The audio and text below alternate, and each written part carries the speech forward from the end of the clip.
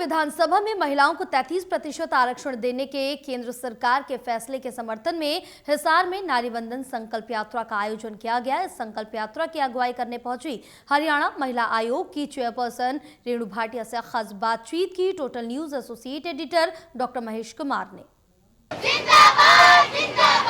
विधानसभाओं में और लोकसभा में महिलाओं को 33% आरक्षण दिए जाने के भारतीय जनता पार्टी के फैसले के समर्थन में देश के अलग अलग हिस्सों में नारी शक्ति संकल्प यात्रा का आयोजन किया जा रहा है। हम इस वक्त मौजूद हैं हिसार में और हिसार में भी ये खास आयोजन देखने को मिल रहा है।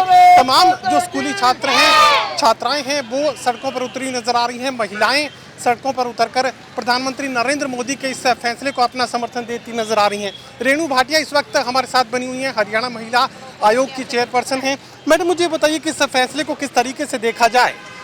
इससे सुंदर आशीर्वाद शायद ही कोई अपनी बेटी को दे सके, और माननीय प्रधानमंत्री जी ने जो बेटियों को ये आशीर्वाद दिया है, जो उनका पथ प्रदर्शन किया है, जो मार्गदर्शन किया है, इससे सुंदर रास्ता और बेटियों के लिए नहीं हो सकता। पंचायत से लेकर पार्लियामेंट तक बेटियों का रास्ता खोल दिया। अब 33% की आरक्षण की बेटियां वहां पहुंचेंगी, जहां कहीं 70-80 औरतें होती थी लोकसभा में, अब कितनी संख्या बढ़ जाएगी आप अंदाजा भी नहीं लगा सकते।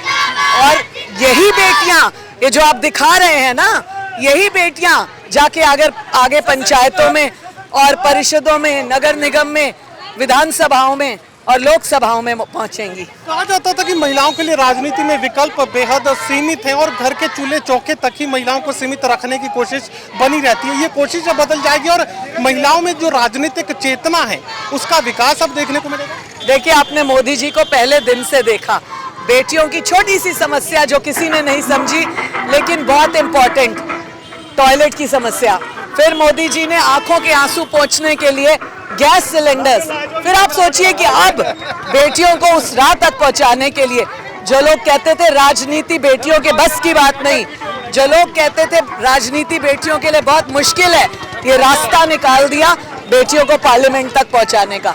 रेणु भाटिया साथ से कहने की कोशिश कर रही है कि अब राजनीति में भागीदारी महिलाओं की बढ़ने वाली है। पार्लियामेंट तक पहुंचने का रास्ता अब महिलाओं के लिए साफ कर दिया गया है और एक चेतना के तौर पर यह कार्यक्रम देश में आगे बढ़ाया जा रहा है। सहयोगी कमल के साथ doctor Mahesh Kumar, total news Hisar.